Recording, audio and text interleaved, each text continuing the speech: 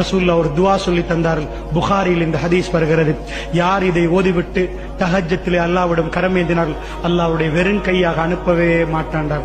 லா இலாஹ இல்லல்லாஹு வஹ்தஹு லா ஷரீக லஹு லஹுல் முல்கு வ லஹுல் ஹம்து வ ஹுவ அலா குல்லி ஷைஇன் கதீர் வல்ஹம்துலில்லாஹி வ சுப்ஹானல்லாஹி வ லா இலாஹ இல்லல்லாஹு வல்லாஹு அக்பர் வ லா ஹவ்ல வ லா குவத்த இல்லா பில்லாஹ் என்று யார் தஹஜ்ஜத்திலே எழும்பி 2 ரக்காத்துகள் தொழுதுவிட்டு அல்லாஹ்விடம் கையேந்தினார்கள், அல்லாஹ் மீது ஆணையாக அவரை வெறும் கையோடு அல்லாஹ் அனுப்ப மாட்டான் என்றார்கள் ரசூலுல்லாஹி ஸல்லல்லாஹு அலைஹி வஸல்லம். அல்லாஹ்வுடைய நல்லடியார்களே, அல்லாஹ் ரப்புல் ஆலமீன் முதல் வானத்துக்கு இறங்கி என்னுடைய அடிமைகளே நீங்கள் பாவ மன்னிப்பில் ஈடுபடுகிறீர்களா என்று கேட்கிறான் என்றால் அந்த மன்னிப்பில் ஈடுபடுவதற்கு நாங்கள் தயாரா?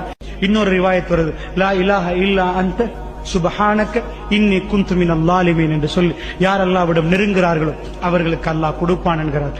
அதோடு ரசூலுல்லாஹ் மீது ஸலவாத்து சொல்லி நீங்கள் இந்த இரவுகளில் அல்லாஹ்விடம் நிறைய கேட்கலாம்.